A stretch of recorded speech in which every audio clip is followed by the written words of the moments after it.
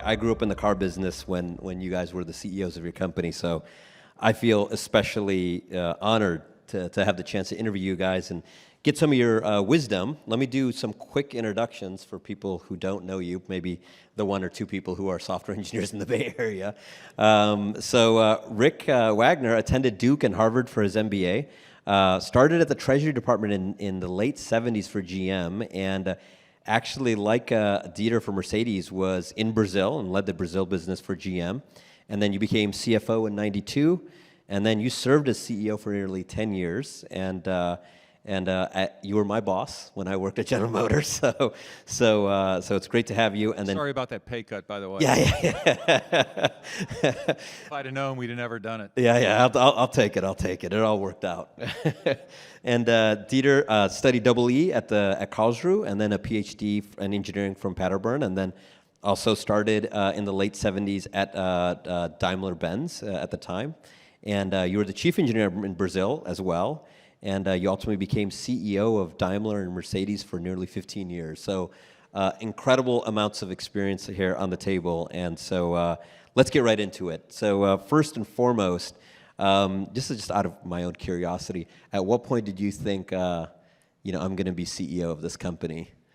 We have a lot of folks actually from General Motors and from Mercedes here. At what point did you think this is going to be something I aspire?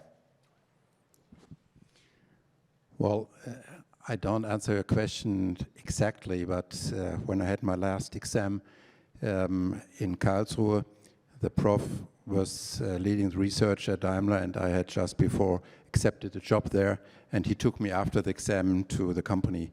And in that trip, he asked me what would be my plans. I said, I have no clue. He said, well, don't you want to become CEO of the company? I said, are you crazy? So it was not my thought, certainly not. So if you didn't think you were going to become CEO in college, then you're not going to make it. Is that what the implication is? I thought you have to have this determination. Yeah, I suspect a lot of people say this. I never had a goal to be CEO. I just always enjoyed the jobs I had, and they keep moving up, and then eventually you're sitting there at the table, and there's 2 or 3 other people, and they have to choose somebody, and you go, well, I'm probably as good as those guys. So relatively late, but yeah, it was really an honor, a fun most of the time job, a painful some, but really a unique experience that I really enjoyed. Looking back at your years, what are you both the most proud of in those years? I mean, you were CEOs for a real amount of time and a pretty important time in automotive history. So I think probably it just happened to be the era when China was booming. So we did a good job there and really capitalized on that better than most, and built up from nothing to being a very significant player. And by the way, made a lot of money, so it was good for everybody. Second thing probably was the OnStar business, which at the time was something that had been sort of no one thought you could actually do that, and we built it almost as a startup, and that was a lot of fun, and that was probably my first exposure to startups, of which I've gotten a lot since my retirement. And then the last thing, it wasn't at all sexy, but we really had a lot of work to do to recalibrate our auto business, product development processes and lead times, competitive quality, competitive productivity, and we fixed a lot of that, but it was hard work, and it took a lot of time, to be honest. I think the premium auto industry, the brand is extremely important, and I learned that very much when I worked 5 years for Chrysler, where the brand was like a wind in your face, whereas at Mercedes it was Chrysler is a not all as the time. premium as Mercedes. I think we can all agree with that. So, and coming back to your question, when I moved to Stuttgart from Chrysler, the brand of Mercedes was in relatively bad shape, and I kind of felt that I got the baton from the 2 guys, Daimler and Benz, 100 years ago, and it was my task to put in money into the saving account of the brand again. And some years later, the brand became very relevant again, quality was fixed, and it was a dynamic, younger brand again, and that was where I was kind of proud of. Was that an explicit decision in the company and management, or I mean, was that like a multi-year project? Well, from day one, I was convinced that in this kind of company, the brand would be extremely important. And that's why, and very much linked to the styling, the design of the vehicle. So I spent every week or every second week an hour in the design dome, which was not very typical for a CEO. And I think the two things correlated very much, and seemingly that was not totally wrong. China, when I made my first visit in this new role into China, I met Mrs. Ma, who was at that time the head for the auto industry, the minister. And she said, "Congratulations, Daimler's leading the list here in China." I said, "That's great." She said, "The shit list." Lost in translation. It was not the best starting point. And there again, over time, and our partner was the municipality of Beijing Jeep, which was our joint venture partner. So politics play in China always a role, but in this case especially. So there again, that we became so successful, then after some years I was proud of too. Two follow-up questions. I mean, brand was also a big deal at Cadillac and has been. Is brand still a relevant thing in the automotive industry, or are we just going to go to this softwareization where brand becomes a lot less important and it's just the features? I mean, just look at China at the moment. Obviously, based on this transformation to electric and where digital becomes so important, or software, obviously the volume mass manufacturers are in, almost said deep something, but they face challenges, pretty severe ones. And Volkswagen had been market leader for almost decades, many years at least, and now it's replaced by BYD. The trouble Mercedes or BMW is going through is there, but much less severe. And that's just because of the brand. I mean, very briefly, we had a market clinic at Chrysler, and we had two competitive vehicles, one from Toyota and one from GM. And people looked through and said, well, this is spacious, this is poor, and so on and so on. These were the same vehicles on the platform, and just the classes of the brand give you a totally different perception. Yeah. It's extremely important, and especially in the premium luxury part of the industry, not less than in the past. Do you think that halo effect will continue to help Tesla for the next 5 or 10 years, even after similar features are available pretty widely within the automotive industry? Because Tesla now has itself a brand. I mean, when I was a kid, the posters and what kids talked about were the Porsche 911s. That was kind of it's the Corvette Z06. And now, when I talk with my kids in elementary school, they're very much Tesla is the car. And do you think that has a kind of a long time horizon, or is it different? I think this will last quite some time. I mean, brand is the accumulation of experience over time, and it builds your saving account. And you can screw up things, and then the saving house goes down, and vice versa, you pay in. And obviously, Tesla paid in quite a bit into the saving account, and this will last some time.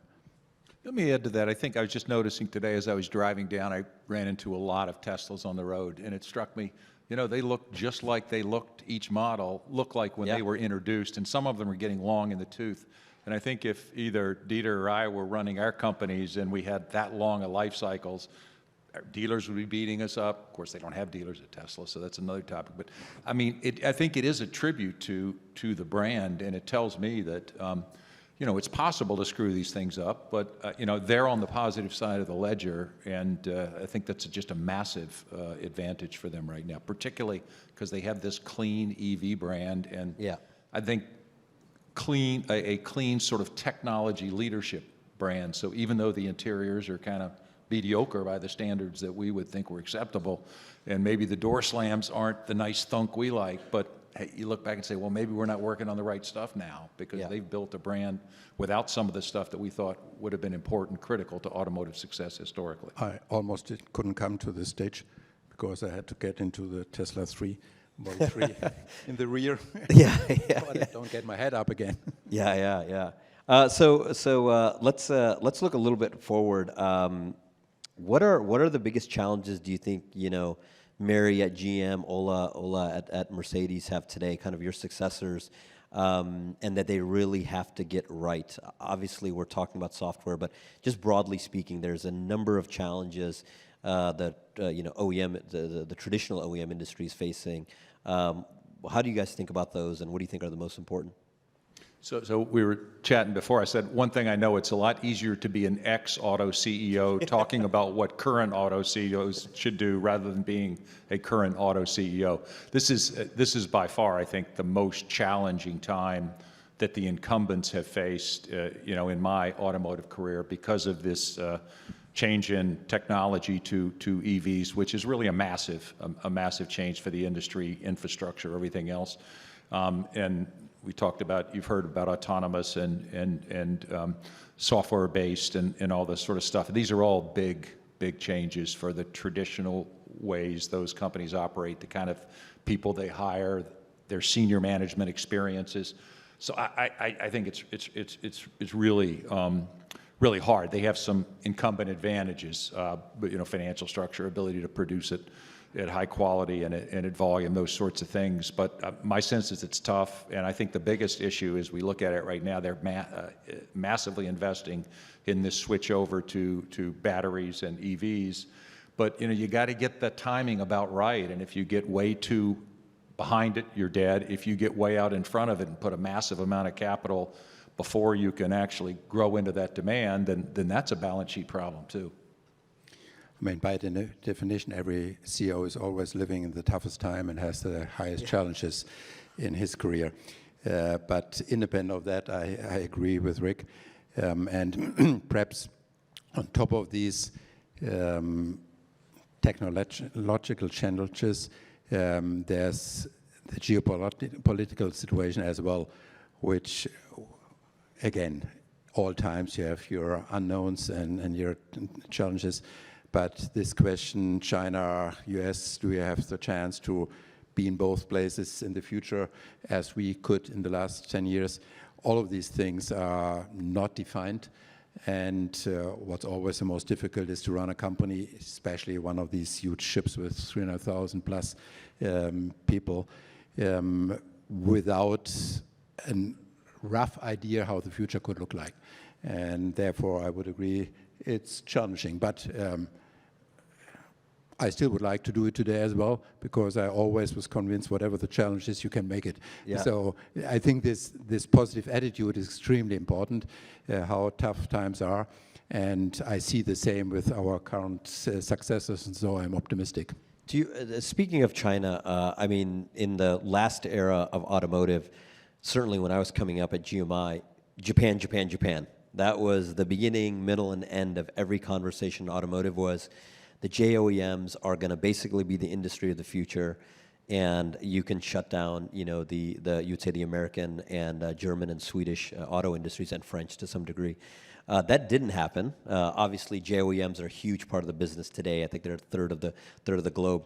But that focus has changed to China. Now everybody talks about China, both in a positive and in a negative light.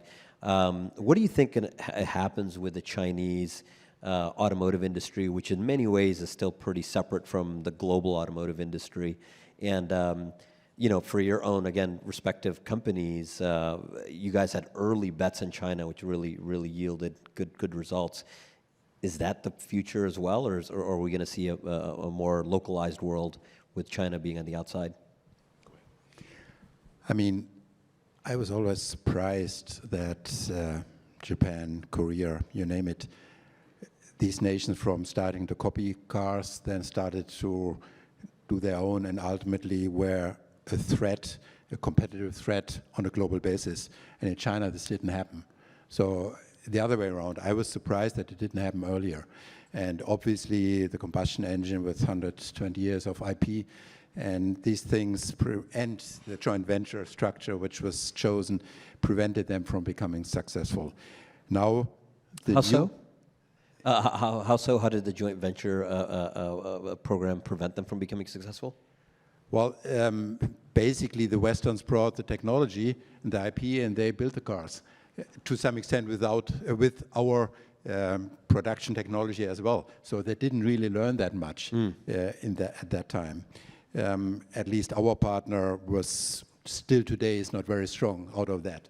The ones who are strong there today are not the joint venture partners in the first place. And now this has changed with the changeover to electric cars. I said it before, the combustion engine is a pretty complex business. This little electric engine is ridiculous for an engineer. Yeah. Of course, there's a lot around management and so on, it's clear. But that was much easier to catch up. Plus, I mean, that is a symbiosis between politicians and industry. This plan was taken 20 years ago. And they built up everything, the whitelist, asked for certain batteries which happened to be all Chinese, which were the only ones you could use there. So they built up strategically this position, including the raw materials and everything, and now they have a huge advantage in scale, which is tough for us to beat, just cost-wise and resource-wise. So that was their opportunity to come to a stage which should have been normal already 20 years ago to be a player in the global world. Just to add, most of the time in our careers, we were moving from like country to regional to global product development, certain categories accepted. But, and you know, the vision was that China was in that sort of in a different way, basically using the platforms that frequently developed elsewhere. But it does feel like to me that we're sort of going back to, for a variety of reasons, a little more regionalization, whether it's US tariffs, Chinese desire to control data.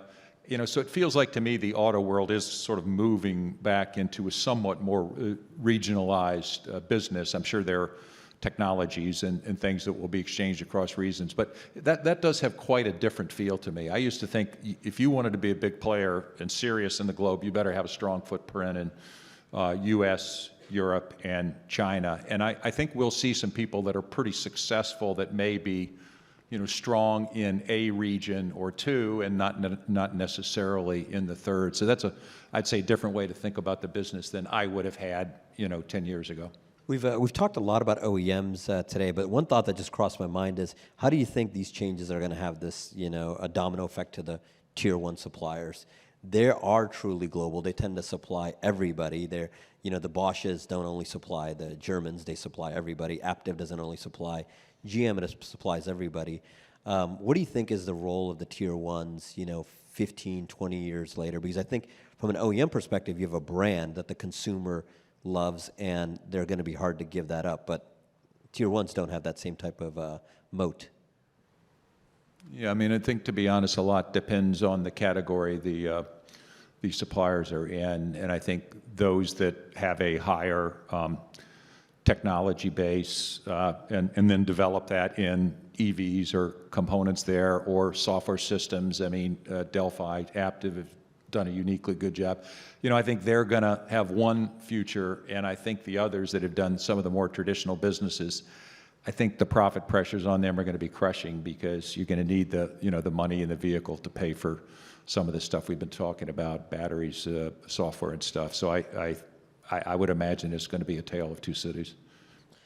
And just to specify or to confirm that, when we do electric engines instead of combustion engines, we retool the plants and we shift some people, and perhaps we need some fewer. But when someone does pistons, he has a tough time. Yeah, yeah. So that's exactly these different categories. Yeah. Speaking of, I mean, we're very much in the shadow of the Google campus. You know, Google is, you know, jumping into the automotive industry pretty hard with Google Automotive Services and Android Auto. Apple has CarPlay coming in. NVIDIA is obviously making a big play in automotive. Qualcomm, I mean, all of these companies that, frankly, 10 years ago, you know, obviously Qualcomm sold silicon for infotainment, but not in the way that they're selling today. Are these friends or foes of the OEMs? You're working with a company that's a multi-trillion-dollar company, much bigger than you. That's not the traditional supplier relationship. So, what's your if you're in the seat right now? Do you warm up to them, or are you a bit standoffish? I mean, there was always this frenemy name which said you have ambiguous relations to quite a number of suppliers. In this case, of course, I mean, with these resources, it looks threatening. At the same time, we heard from Mark this question of horizontal or vertical. When it comes to software and comes to operating systems, I feel like getting a brain transplant when I go for Google Play or for Apple or use iOS or Android. I think if you want to survive as an independent OEM, you have to do your own operational system and you have to keep your own brain. Else you're really a Foxconn and you do cans around the computer, as we heard before, on wheels. So I think that's essential, and I'm surprised that quite a number of companies just say, no, okay, they can do it, better let them do it. For my company, when I was responsible, I would not have accepted that, even though ultimately I might not succeed on that path. But the other risk I see is much higher. I mean, the implication there is fundamentally the auto OEM is a technology business. It's not a brand. Absolutely, absolutely. So just a different take on that. I think part of it depends on coming from the luxury side where you've got a brand, and I think your consumer, if you do a very good job on your system, you know, that'll be a plus to your brand. I rent cars all the time when I go around, and the one thing I'd like to be able to do is plug in my CarPlay to figure out where I'm going, and when I can't, I get really frustrated with the car. And so I do think for certain categories of manufacturers, they're probably not going to have the luxury of developing their own stack. And I'd say if you're going to develop it, it better be really good and really simple. And I'm not sure everybody can do that. And I would say if you're not developing it, you really need the expertise inside your house to understand what you're buying so you can be a good purchaser and not get ripped off and know how to integrate it, et cetera. I remember when we were starting up OnStar, we'd meet occasionally with Microsoft and Bill Gates, and I remember our team was just afraid to engage in any way because we didn't know what they were going to steal from us, but they were going to steal something from us. It just brought home to me that the OEMs really, regardless of the degree they get into the stack, they really need to have the knowledge and capability to play in the space, even if they choose not to develop it if you're a mid-market brand and that's not what you're selling. Last point is, I saw an interesting announcement from GM recently. They were going to drop Apple CarPlay, and one of my friends said, well, now we'll see whether the Chevy brand is stronger than the Apple brand, and we're going to see it real soon. Yeah. And it's going to be playing out in front of us. It'll be very interesting. Yeah, I mean, you have MB.OS on the Mercedes side. That's a very, I think it's a bold decision. But the truth is, Tesla and Rivian are not doing that either. So, and no one's asking, the same questions to RJ or Elon. So, I do think there's a clear model that's there, and these are multi-trillion-dollar companies, whichever way you cut it. In terms of automated driving here. This was just very early in your universes, now becoming a real main feature. Where do you think the industry is going to go because of automated driving the next 20 years? There have been a lot of disappointing timelines, and they haven't kind of proven out. What's your up-to-date thinking on this? Well, I think it's not unusual, but we sort of got down this technology path, and then there was a bunch of overpromises. And I don't think those were necessarily misleading, but I think people had gone down 90% of the path and said, hey, this isn't that hard. And what they didn't realize, that the challenges got to be geometrically more difficult to solve, still not fully solved today. So now we've sort of retrenched, and I think almost to the average Joe, maybe that the attitude towards autonomous is maybe underestimating where it can go. And so I think probably what we see developing is we're going to ease into it. So there are going to be certain applications where you can get more and more autonomous over certain highways, and then eventually we'll develop systems where you're fully autonomous for the next 60 miles, but based on the weather conditions and the history of accidents, we're going to signal you 10 minutes before we get there, and then you can have takeover. And then there's going to be areas, fence, where we can be, fully autonomous in simpler ways, and we're going to learn from that. So I think we're going to be on a journey, and I think it's going to be largely constructive, but it's just a lot longer than what people initially thought. Do you think this is part of the brain of the OEM, and as in this is skills that have to be in-house, or is this skills that you can buy off the shelf? Well, I think there both is possible, and probably with a good working ADS system, ADAS system, or ADAS system, it will be tough for the customer to detect the differences. Hopefully it won't, because that's a question of life potentially. But I totally agree, and I think the benefit is much larger when, as Austin described before, we really can. Mercedes always had this vision of zero fatalities in car accidents.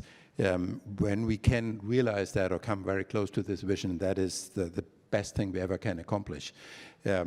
Yes, it's nice to have robo-taxis, and we will have them, but I don't think that this is 100% of the car future. It's one segment which might be interesting commercially as well. I don't think that it's much more interesting in trucks.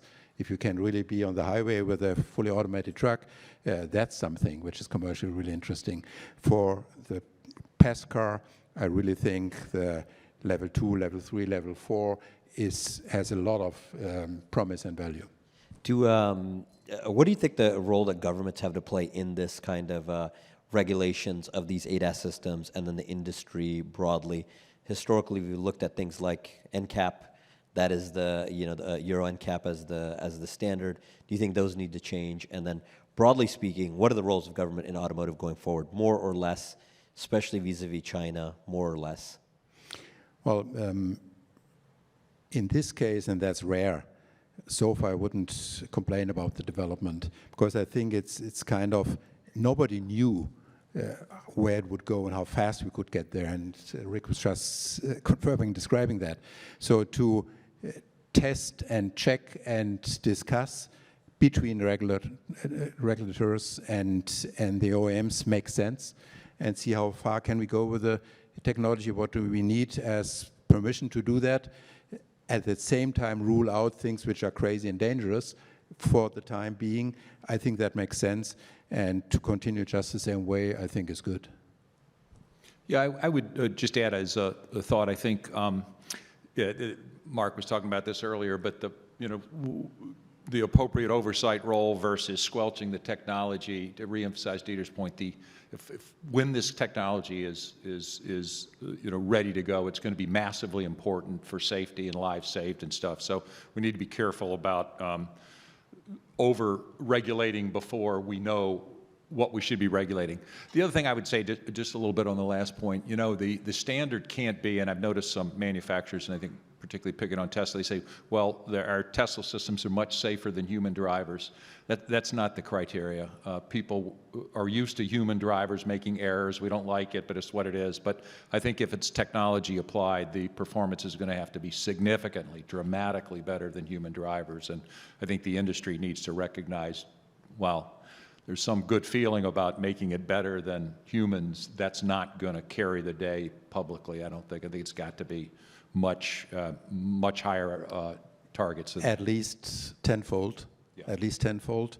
And the crazy thing is, even though almost all accidents are human faults, in between these faults, the humans are doing a damn good job.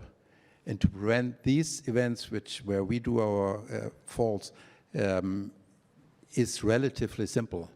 But these unexpected singular events where the human still reacts in the one or the other intuitively way reasonable, the machine doesn't, as it hasn't learned it. And therefore, again, coming to the 99% is simple, but the remaining 1% is extremely hard.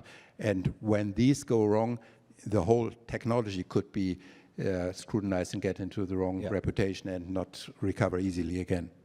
Any thoughts on the China and the globe situation insofar as if you're an American car company, it's very hard to establish or you're a German car company, a large independent business in China for a number of reasons. Should that exist both ways, or how do you see the industry kind of opening up over the years with China specifically? Well, so I mean, I think my earlier comments, I do think the likelihood of a lot of alignment is less than it used to be.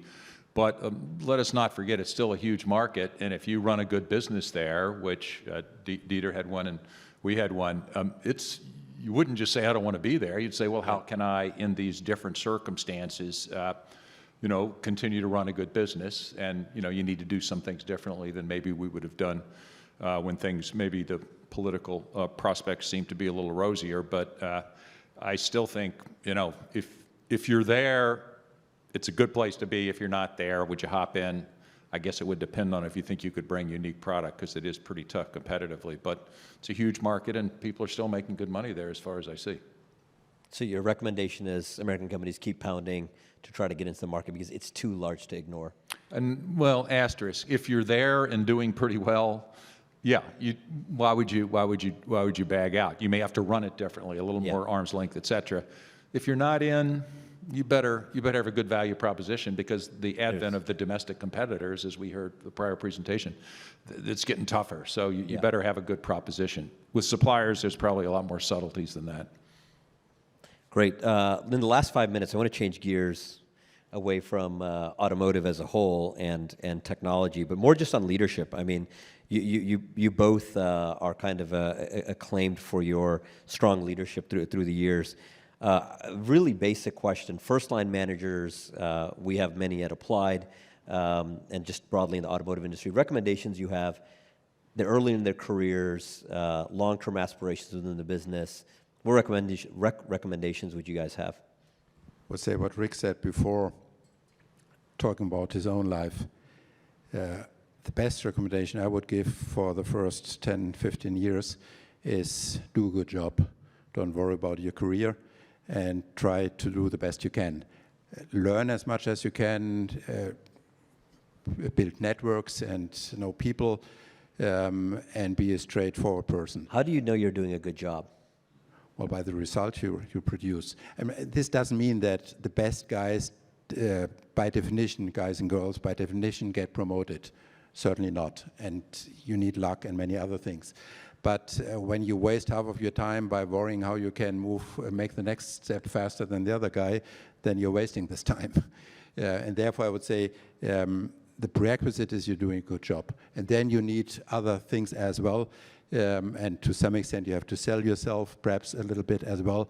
But always focus on what you can do and do it the best you ever can.